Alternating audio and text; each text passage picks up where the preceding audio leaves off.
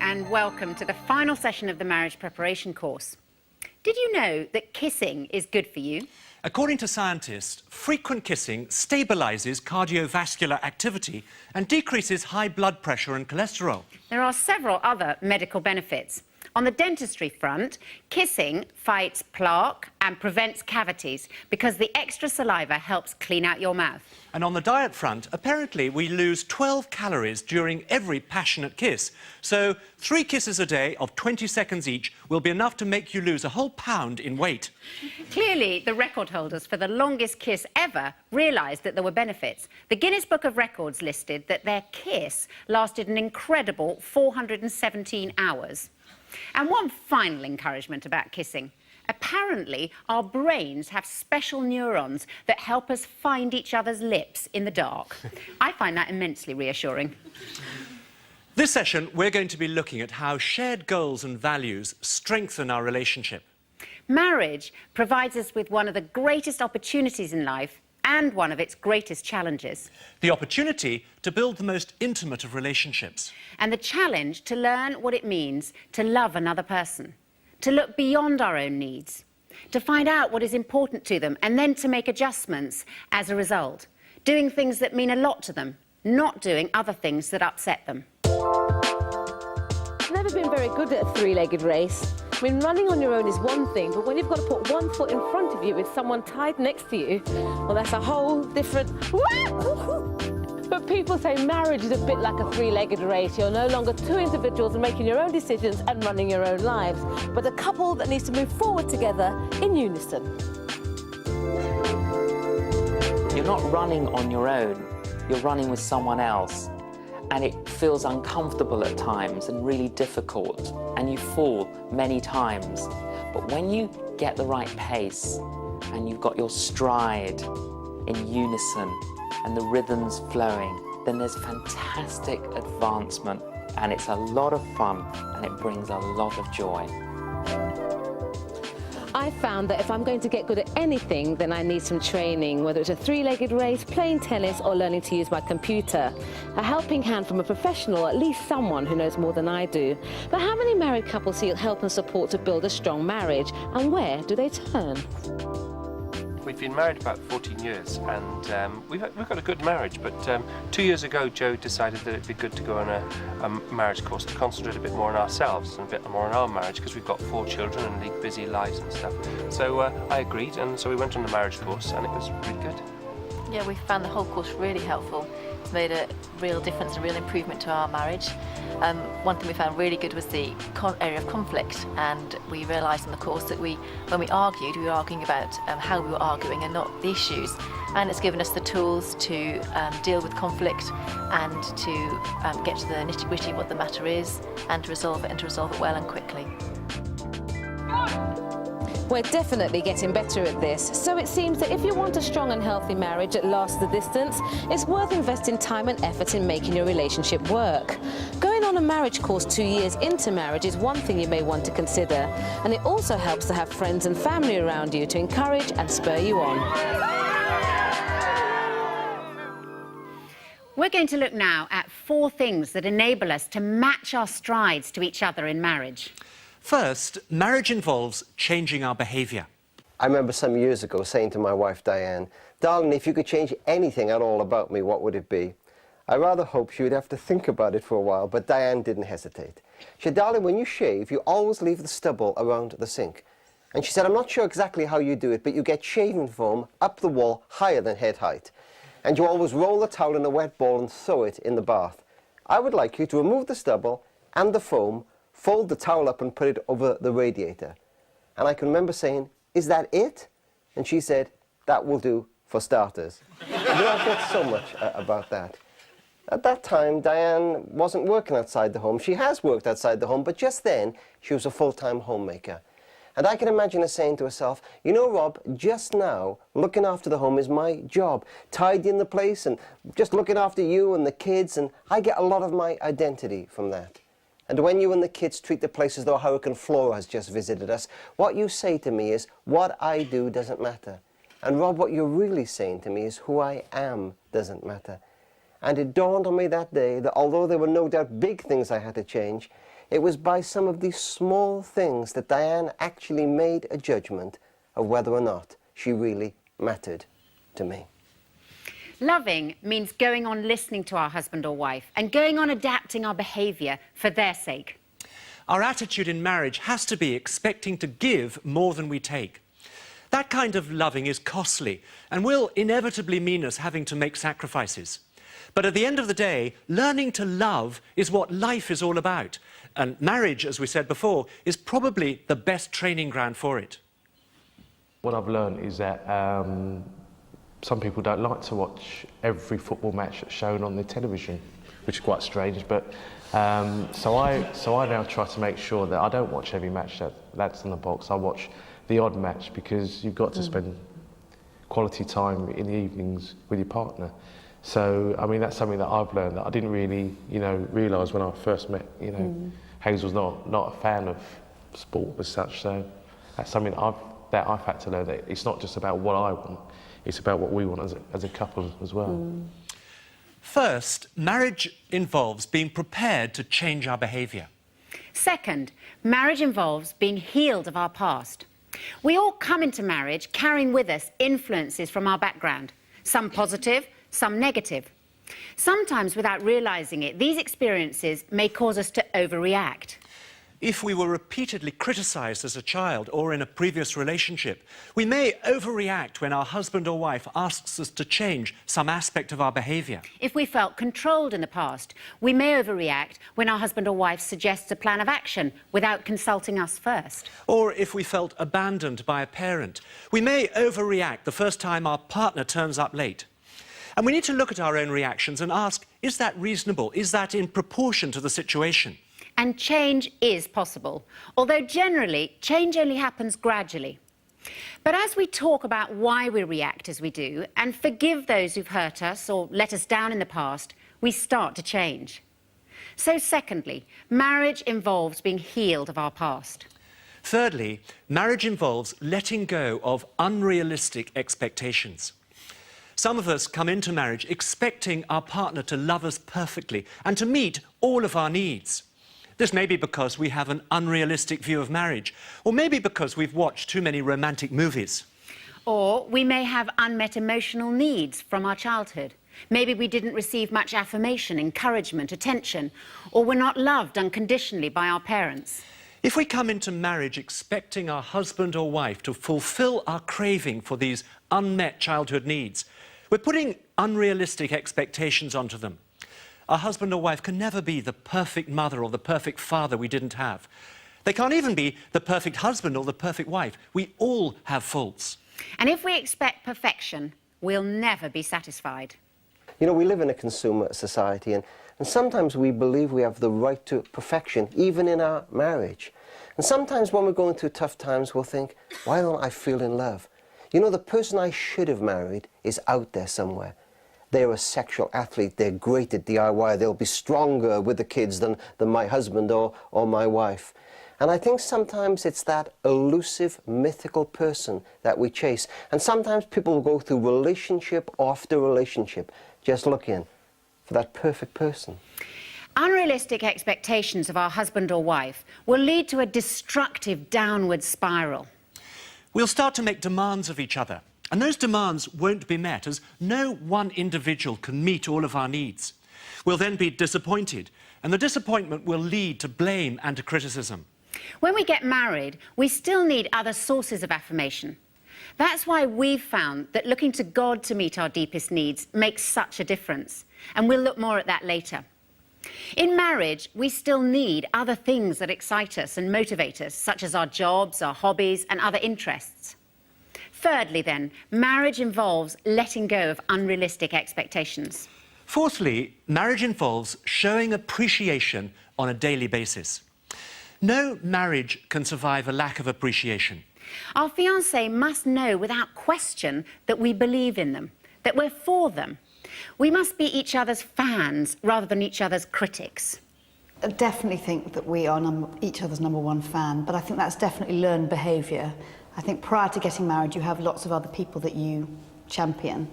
But being married, you realise that feeling like someone's number one is the best feeling in the world. And it's about understanding what you have to say or to do to make them feel that important. An expert on relationships, Professor John Gottman, who runs a research group called the Love Laboratory, says that for every one critical remark, there needs to be at least 5 positive ones. Expressing appreciation for our husband or wife needs to be a daily habit, including on those days when we're not feeling like it, when we're feeling stressed or grumpy. Apparently, it takes 6 weeks to make or break a habit. So the way we speak and react to each other will quickly become a pattern in our marriage. We've noticed that the more we express genuine appreciation to each other, the more appreciative we become of each other. I think it's really important that when you get married that actually you show appreciation for the other person, that you don't take that person for granted, because it's so easy when you live with them on a day-to-day basis, you just get used to the good things that they do. So for example, Jason's a really good cook, and at the start of the relationship I'd just be oohing and aahing at his food because it was just so tasty and delicious and creative. But after a while I just get used to that high level of food quality, and I just forget to say thank you. I might even be critical about certain elements. But I've learned again that actually the challenge is to not take that person for granted, to remember that they're special and unique, and just to, when they do something good, just to compliment them and affirm it to them. I think Amy shows appreciation to me quite often. She leaves me notes if she leaves the house before I do in the morning. She'll often email me with words of encouragement. And I try and reciprocate that, and I guess I'm more of a text man myself. I tend to text Amy sometimes just with words of encouragement, or sometimes to say I love her, just for no particular reason, just out of the blue, just to kind of keep it going. We want you to turn in your manuals to the first exercise of this session, expressing appreciation, and we hope it's the most enjoyable exercise of the whole course. What we want you to do is to write down 8 things that you appreciate about your fiancé. And when you've both finished, take it in turns to read out loud to each other what you've written down. And we're going to give you 10 minutes to do this.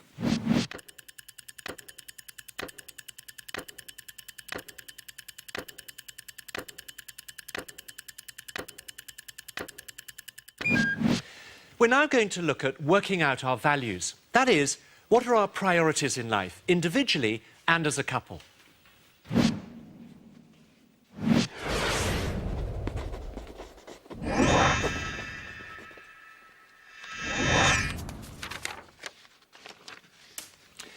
It's important to look at our values, as these determine the decisions we make about our lifestyle.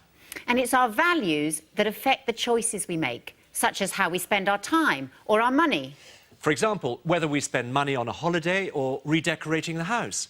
How much energy we devote to our family, to work, to the garden, to developing our spiritual lives. And our values will affect whether we seek as big a wage or salary as we can, or opt for less stress and a lower standard of living.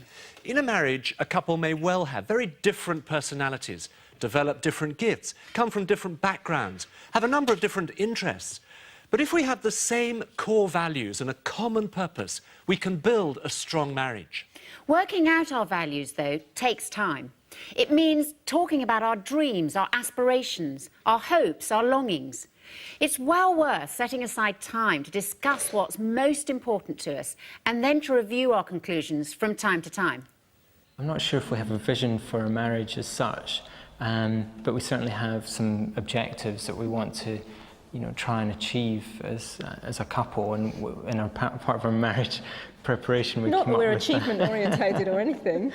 We came up with some sort of objectives during our marriage preparation, and we sort of review them on an annual basis. Yeah, it's been actually really helpful to write down some of the things, what is it that makes a marriage successful? What are those things that we are aiming to do for each other? How do we intend to encourage each other? And, what does build us up? Yeah, because I think it's pointed out to us some things that we're not currently doing, which is maybe affecting us in the short and certainly in the longer term, like maybe not spending enough time on our own or doing our own personal interests. Because since we got married, we spent a lot of time together, So, you know, we need, it helps bring a balance and a sort of check to So we things, plan to review those every year because, you know, obviously they're not cast in stone, but it just helps to remind ourselves what we think we're doing and why.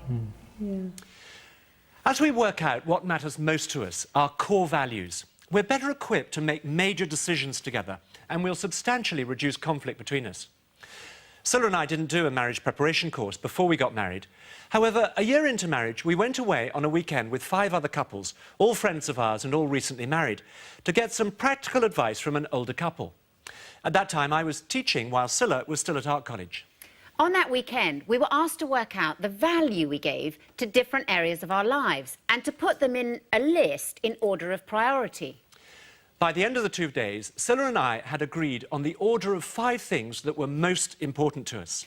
Top of the list, we put our relationship with God, because our shared faith is our highest value. It affects all our decisions and what we're aiming at in life. Secondly, we put our marriage relationship, as we recognise that we need to give time to loving and supporting each other over and above every other relationship.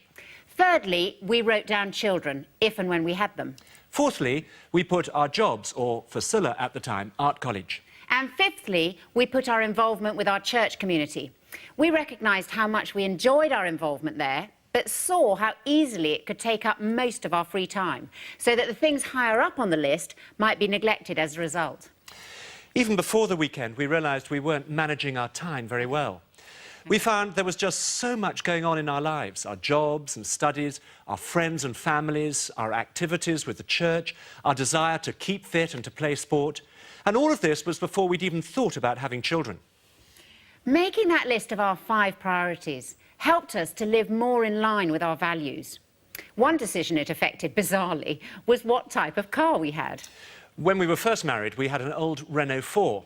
And not many of our friends had cars then. And we were constantly picking people up and dropping them off, ferrying groups of people to parties the other side of London and taking them home at all hours in the morning, which actually we enjoyed.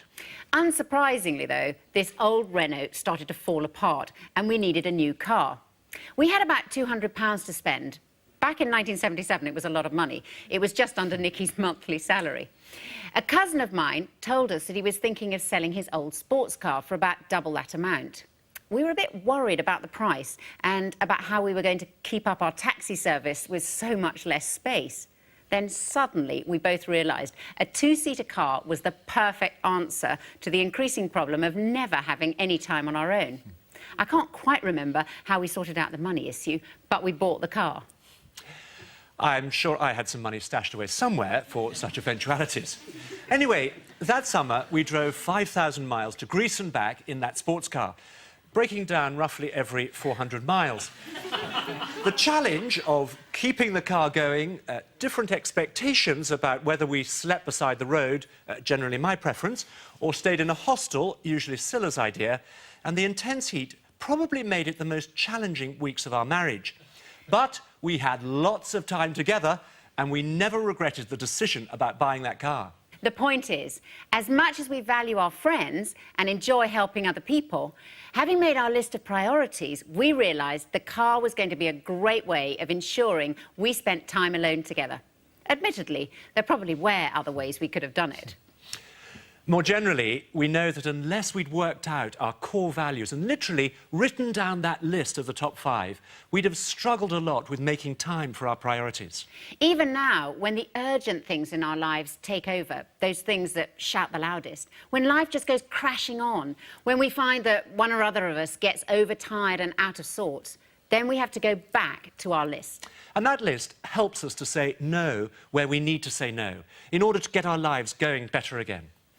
We want to look at the value we place on the 3 areas of friendships, children and jobs. First of all, then, friendships. Of course, we need time on our own as a couple, but that doesn't mean cutting ourselves off from others. As we've said, we really value our friendships. We have a number of couples and single friends who we're very close to, and it's enriched our life and our marriage to be open with them about whatever we're going through, to compare notes, to admit our failures to each other, to laugh together and so on. We'd recommend that you're careful about who you spend time with, particularly in the early stages, as all of our relationships must be redefined in the light of our marriage. And this will mean being open and honest with each other about who we're with when we're apart. And often it's a lack of information that can breed mistrust. I have had to sort through issues of trust initially when we got married, because Anthony had a very active social life at work and I felt very left out of it because partners weren't allowed. And we did have a lot of issues and discussions about it. And we did deal with them by me meeting some of his friends and by him actually not spending so much time out. I think the important issue was that you didn't know, Annie didn't know what was going on. So as soon as we sat down, chatted, she got to meet a few of my work colleagues, it was resolved. But it was the unknown that I think was perhaps the problem. The second area we want to look at is the value we place on children, if and when we have them. As we said in session 2, marriage is a vital factor in their welfare and security. They are the principal beneficiaries of a loving, stable marriage between their mother and father. I remember an engaged couple saying to us that they'd observed the effect on friends' marriages when children came along. They noticed that the couples didn't seem to have time for each other any longer and had started to grow apart. So they decided they were not going to have children because they didn't want children to push them apart. Certainly, couples with young children have to make more of an effort to carve out marriage time. But marriages grow through what we share, and there's nothing that we share more than our children. Judith Wallerstein, who's widely considered to be the world's leading authority on the effects of divorce on children, has also carried out extensive research into what makes a strong marriage. She interviewed 50 couples, all with successful marriages, to discover what they had in common. And this is what she wrote in her conclusion. Many talked about the family that they'd created together. All felt that creating the marriage and the family was the major commitment of their adult life. For most, marriage and children were the achievements in which they took the greatest pride. Children can draw a couple closer together or push them apart. Putting a high value on family life means having to work out quite deliberately time for each other as well as time with the children. Spending time together has been an issue we've had to work out, especially since we've had a child. Phoebe came along 6 years ago and that had a massive impact on our lives, obviously. But one of the areas that it did impact was prioritising the time that we can spend together. Because before we were just, well, selfishly, we'd just be with each other all the time. We were always with each other, doing things together. And then we realised that we had to prioritise time because it wasn't as freely available as it used to be. The third area is the value we place on our jobs. Marriage is not about competing with each other. It's not my career versus your career. Rather, we should be thinking, how can I help my husband or wife to fulfil the God-given gifts and potential they have? With that attitude, marriage is not restrictive but liberating.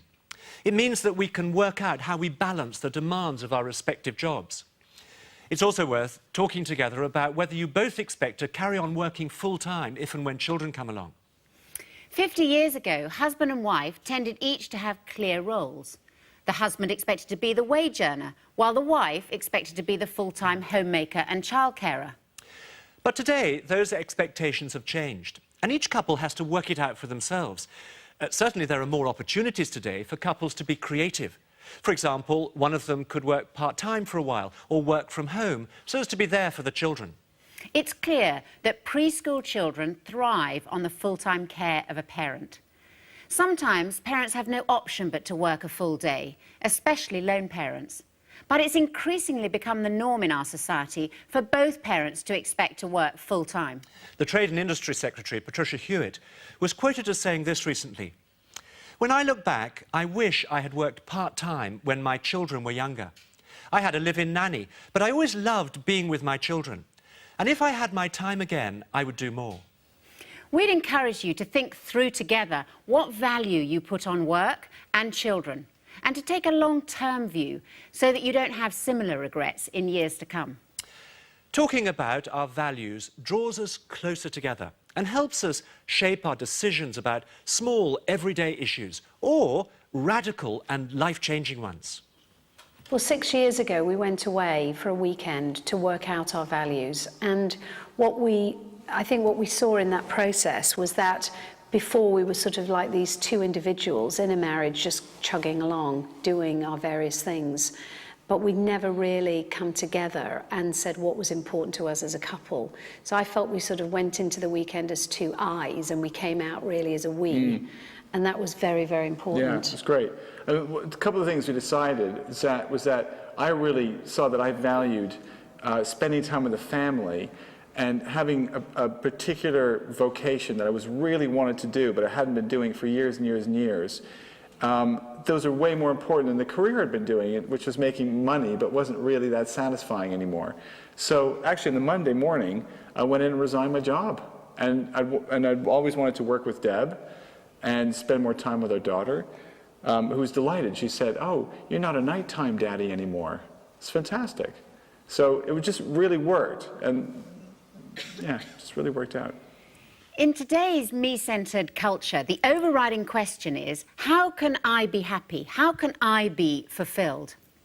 But happiness is a byproduct of a good marriage, not the central purpose.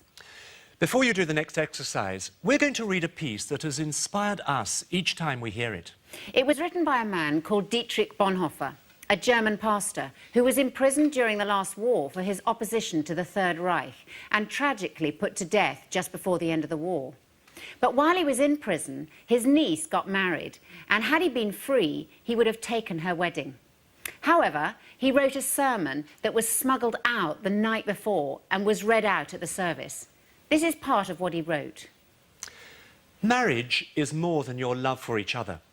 It has a higher dignity and power, for it is God's holy ordinance through which he wills to perpetuate the human race until the end of time. In your love, you see only your two selves in the world. But in your marriage, you are a link in the chain of the generations, which God causes to come and to pass away to his glory and calls into his kingdom. In your love, you see only the heaven of your happiness. But in marriage, you are placed at a post of responsibility towards the world and mankind. Your love is your own private possession. But marriage is more than something personal. It is a status, an office. Our conviction is that there's a God-given purpose for our marriage. Rather than just living out our lives day by day, we need to dream dreams together about our future and talk about what we hope to achieve together. In this way, every couple can develop a vision for their marriage. We want you to turn to the exercise, Living Out Your Values. Try to write a list of your top 5 values and then put against each value one way that you hope to live that out when you're married. Now, your list may look different to ours, so you'll see we've put some suggestions of possible values to help you think through what your highest priorities in life might be. And it's so important that we come into marriage having identified and agreed on our core values. Now, it'll probably take you longer than you have time for during this session, but we'd encourage you to make a start.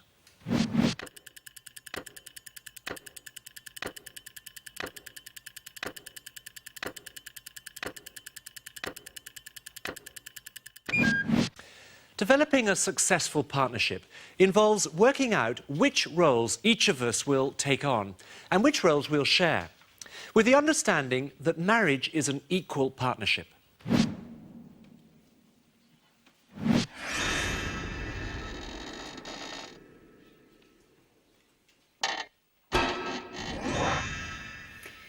We went to the north of England to discover people's views on the roles men and women should play in marriage. Do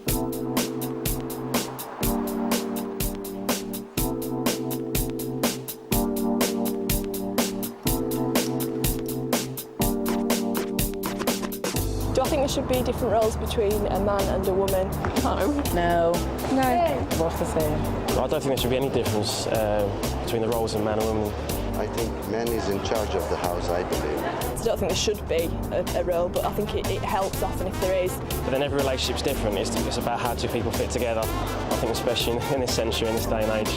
It's getting more and more like an equal thing now, isn't it? I think the roles between husband and wife are just the same. It depends, it really does depend. I think women are becoming very demanding, very assertive, and they are forgetting that men needs respect too. Both have equal parts, both have the same commitment to marriage, the same trust factors, the same love. I think there used to be now, but I think it's sort of changing more in this day and age. I think it's pretty much evening out these days. The women can, in some cases, contribute financially to a relationship where the husband will take care of the other side of the relationship and vice versa. Years ago, like in my grandparents' time, the man was a breadwinner and the woman was the one who looks after the house, kept the castle, kept the kids, and the man used to go out to work and take his flat cap off when he came home. Everything's changed now, isn't it? Yeah, it's all getting like women's equality now, you know. Equal rights. In some cases, the women are the breadwinner more than the men, and if you look around and you can see, you know. When roles are unclear, it can all too quickly lead to conflict, particularly in the first few years of marriage. We have to work out who does what, who decides what, and who takes the lead on those things that have to be done, such as managing the finances, doing the housework, the cooking, maintaining the car, organising holidays and so on. How will you make the very big decisions, such as where you live, how you use your money? Is it going to be one or other of you holding the casting vote, or both of you making these decisions together with an equal say? Unless we work out these roles together, we'll come into marriage either assuming we'll organise our marriage in the same way that our parents organised theirs, or, if we found theirs a bad model, determined to do it completely differently.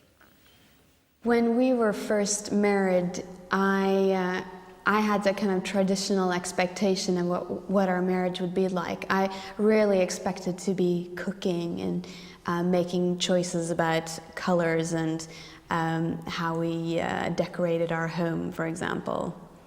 But I actually like cooking a lot, so I hoped to take that role, and I also enjoy shopping for food. So now I do that every week. But I hate the laundry. And I really don't mind the laundry, so that's worked out quite well. And another thing that I do is it's my job to look after the car, so I have to take it to the garage and make sure it's feeling fine. But I think a lot of our friends look at us and are a little bit surprised by that, but it really works quite well for us. We just do what we enjoy doing. It took Scilla and myself several years of marriage to recognise that even with the trivial aspects of life, we had different expectations from each other, as a result of the roles that each of our own parents undertook in their respective marriages. For example, in my parents' marriage, my father is the main organiser. He plans any parties they have. He invites people to do things. He posts the letters, answers the invitations, and fills the car up. But in my parents' marriage, it was my mother who was the main organiser, and particularly the initiator of their social lives. She organised parties, invited people to do things, posted the letters, and she was more likely than my father to keep the car filled up. So when we got married, subconsciously I assumed that Scilla would organise things as my mother had. I assumed this was the wife's role. Meanwhile, I thought it was the husband's role, and I expected Nicky to organise these things just like my father had. It took 10 years of marriage for us to realise why nothing ever happened in our lives. We were constantly waiting for the other to take responsibility and organise it. It really helps to talk about our expectations, who will do what, before we get married. When we first got married, we did work quite hard on having an equal partnership. We even went as far as drawing up a list of chores in the house and literally dividing it straight down the middle, dividing them between us. And actually that worked quite well, didn't it? Because we knew where we stood. Also, we have a kind of decision-making process. We haven't had to use much, but in that we both take a huge role in decision-making if we have to, because if I know more about one subject, I'll be more likely to have more input and finally make the decision. But if Anthony knows more about something else, he will make the decision. For example, mortgages is his thing. So yeah, try and keep it equal that way. Yeah. We want to look at where the idea of marriage as an equal partnership comes from. It may surprise you if I say that we take this idea from the Bible, and particularly from the writings of St. Paul. Sometimes St. Paul's been blamed for the subordination of women over the past 2,000 years. Actually, Christian teaching has been the single most significant factor in the increasing liberation of women through the years, and for the marriage relationship coming to be seen as an equal partnership of mutual giving. The New Testament teaching, in the context of the time it was written, challenged and undermined male dominance in a way that was increasingly to affect the marriage relationship. Some men come into marriage thinking that they need to get their wife to submit to them. The biblical teaching instructs couples to do something altogether different. It says, submit to one another out of reverence for Christ. Submission is the opposite of demanding things of each other or lording it over one another. It means seeking to put each other first, seeking to put each other's needs before our own. In fact, to the men, Paul writes, husbands, love your wives as Christ loved the church and gave himself up for her. This whole teaching casts the marriage relationship in terms not of rights, but of a duty to express love through serving each other. That was revolutionary teaching that has slowly led, in many parts of the world, to the liberation of women and an acceptance of the equality of the sexes. An equal partnership for us is very different from our parents. I mean, my father and mother were from Yorkshire, and my father was a very typical Yorkshireman where, you know, what he believed, that you know, whatever he said was what everybody did. He ruled the roost, really. And with your... My father was this charming Viennese, and he would say, your mother is the Minister of Internal Affairs, I am the Minister of External Affairs, which really meant was he was the boss and she was the one who stayed at home and cooked. But that was his attempt to make it equal. But I think in our relationship, what we've seen is that a good partnership is really about looking at what your strengths are and actually whatever our strengths are providing those in our marriage. Yeah. Like I hate driving. I love maps, so Deborah drives. I love cooking, so I do a lot of cooking. I love the gardening. I do a lot of that. I'm totally disorganized. You do all the organizing. Yeah, and also I do like organizing things. I organize all our holidays. I think the thing is that we don't make decisions unless we talk about it. Yeah. And say financial decisions, Mars is very good on finance. So I would always listen to him in the area of finance. And in other areas, he would listen to me. He would ask me, particularly about relationships. He would say to me, what do you think about that? So we very much work in partnership. But is there a difference between male and female? Certainly, the differences in gender are regarded in the Bible as a deliberate and good part of God's creation. We're designed to complement each other as men and women, not least in a marriage. However, when we try to define exactly what those differences are, it's very hard for us to stand outside our own culture and to distinguish differences in the way we were created from differences because of our cultural expectations. But this difference is clear. Most men are the physically stronger partner. While women will be more vulnerable at certain times of their lives, such as when pregnant and during the months after childbirth. And many women are likely to feel more emotionally vulnerable around their period. Male strength is given to protect, not to dominate and oppress, as tragically it's been used throughout so much of human history. And Paul's teaching to submit to one another is still the key to a loving marriage. When we submit to each other, when our attitude is to serve each other, we discover what roles we're each best suited to. And this will be different for each couple and will probably change over the years with the arrival of children or sometimes because of things like unemployment or an accident or illness. As you get older, you do develop frailties, and Anthony's actually developing a bit of Parkinson's, and all our friends are aware of this. And it's very well under control, but it will have long-term implications. So that's quite important from our roles, because he's always been the strong partner. And I'm going to begin to have to look at taking more of the strong role. We'd like you to turn in your manual to the next exercise, Roles and Responsibilities, which is designed to help you work out what expectations you and your fiancé have for the roles that each of you will fulfill in your marriage. We want you to write down up to 6 areas for which you expect to take responsibility, then 6 areas for which you expect your fiancé to take responsibility, and then 6 areas that you expect will be a joint responsibility. And we've put some examples in the manual to help you get going. First, do it on your own, and then show each other what you've put. And I suggest that you write at least as many down for yourself as you write down for your fiancé. And be honest, it's important to think this through so you discover your expectations and then discuss what you've each put. We'll give you 10 minutes.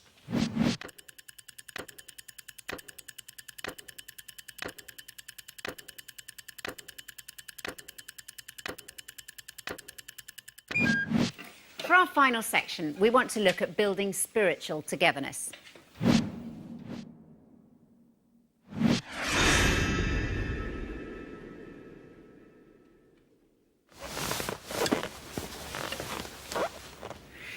Nikki and I are going to speak very personally now about the difference our Christian faith makes to us in our marriage.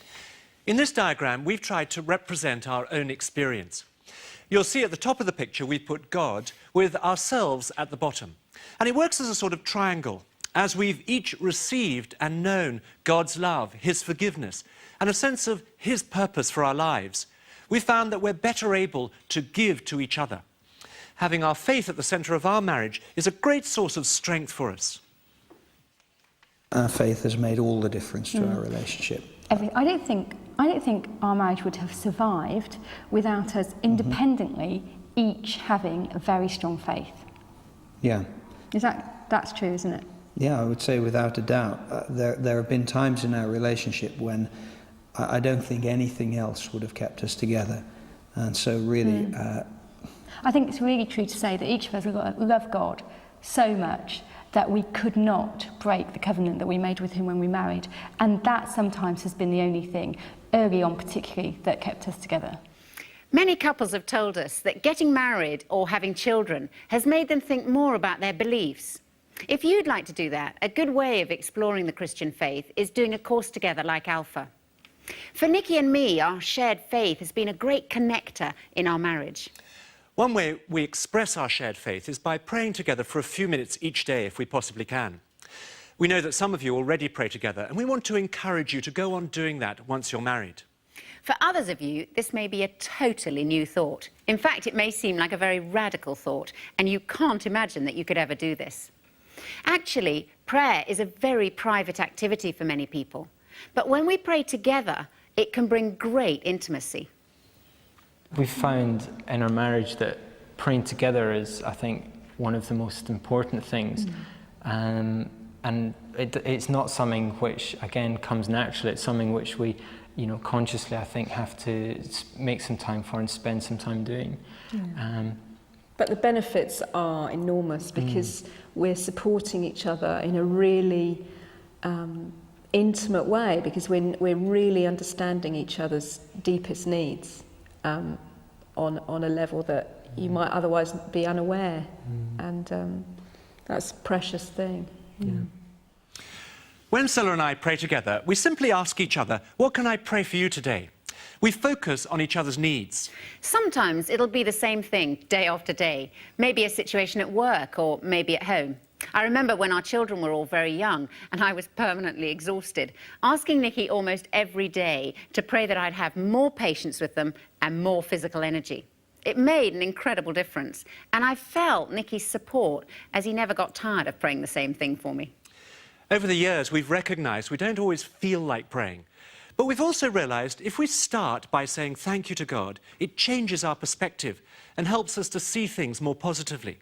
We've also discovered that praying together doesn't just happen, but we know the benefits in our relationship when we do pray, so it's worth making the effort. For us, praying together is one of the most uniting things that we do. I feel that prayer is very important within our relationship because it gives both of us assurance that the other is praying for us during a difficult time. Yeah, I certainly think that it helps bring us together and strengthen the bond we have between each other. We pray last thing at night when we're together in bed, and it's a great way to end the day because you're ending it with God. And also... you do fall asleep. I do fall asleep, I'm sure God doesn't. You fall asleep sometimes as well. We take it in turns to go first, depending on who's the most tired. But For the final exercise, we suggest you spend a few minutes telling each other what that diagram of the triangle means to you, if anything, and whether you'd like to pray together regularly.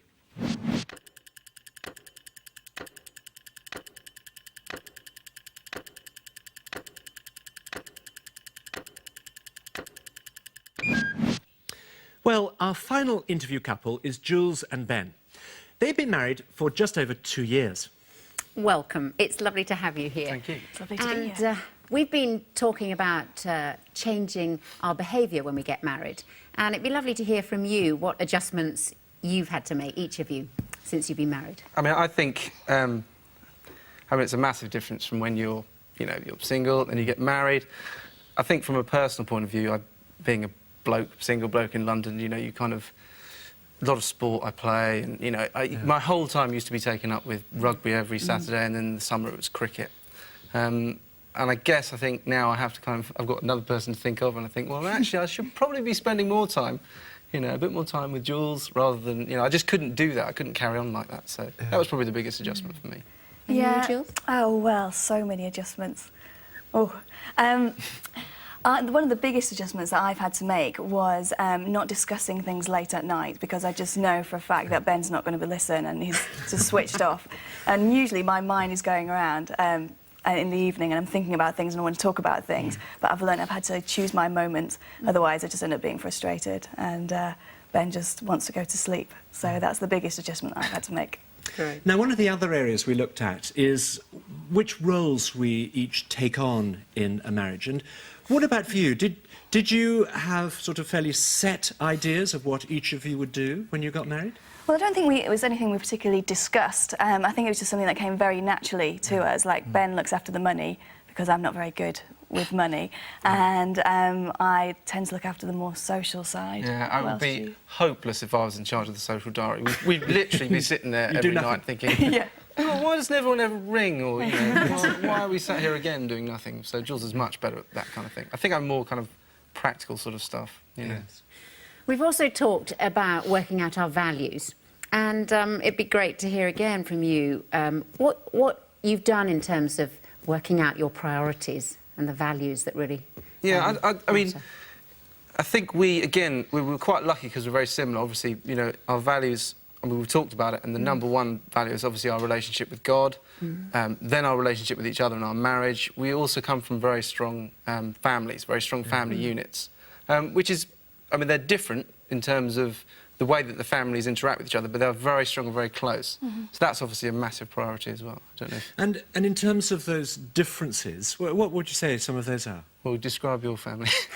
My family are quite social. They like to just sit around and chat most of the time. For example, like Ben's family, if they decide to go out for a day, they will be up and out of the door like 8:30 in the morning with everything packed. Whereas my family are very different. Like, we're just a little bit more laid back, and we just won't go out until about 1 or 2 in the afternoon, because we're just faffing around far too much. So that's things that we've kind of had to deal with. And I found that a bit frustrating as well, because when I'm with Jules's family, I'm like, right, come on, let's go. It's it's 9 o'clock in the morning. We should be out the door. Whereas actually, it's really nice to kind of sit and have a relaxing breakfast and have a bit of a chat. And maybe that's something I didn't really appreciate to start with, but hopefully I am now, I think. It's about matching one's strides to each other, isn't it? Yeah, Adjusting. absolutely. Yeah, exactly. Yeah. Now, if you could give one bit of advice to the engaged couples that we have here, what would that be? Just to be kind to one another, really. I think I've learnt from Ben about being kind and just cutting each other a little bit of slack. I think sometimes girls tend to expect their guys to be absolutely perfect, and which I am. and yeah, well, apart from the fact that he is perfect, is to be socially perfect, and and to be able to fit into every situation, and to also kind of recognise that we're different to one another and let those differences complement one another. And Ben, if you had one bit of advice to give? I think, again, it's making allowances for each other, and rather than thinking, oh, look, I want to do this way, and that's the way I've always done it, and so that, therefore, is the right way, to actually kind of think, no, there are other ways of looking at things, and, Jules would look at something from a different perspective, and actually to think, okay, just because it's different, it doesn't mean it's wrong. It's just, you know, you kind of had to... Yeah. Maybe I'm just a bit sort of closeted in my thinking sometimes, but, you know, I think that's important. You just got to... Well, Jules and Ben, thank you so much for coming to join us today. Thank you.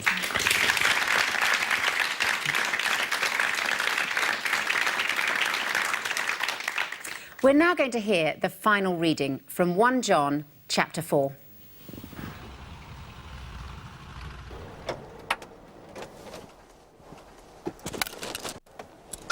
St Paul's, please. Dear friends, let us love one another. For love comes from God, and whoever loves is born of God and knows God. Whoever does not love does not know God, for God is love. We know that we live in him and he in us, because he has given us of his Spirit. And we have seen and testify that the Father has sent his Son to be the Saviour of the world. If anyone acknowledges that Jesus is the Son of God, God lives in him and he in God.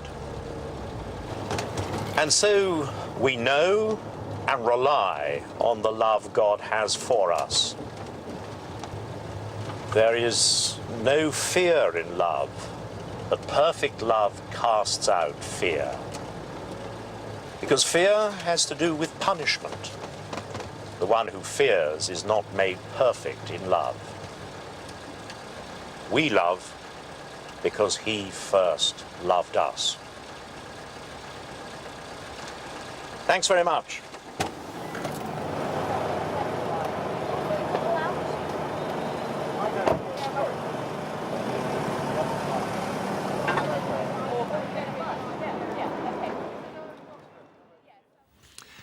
We're going to end this course by praying for your marriage.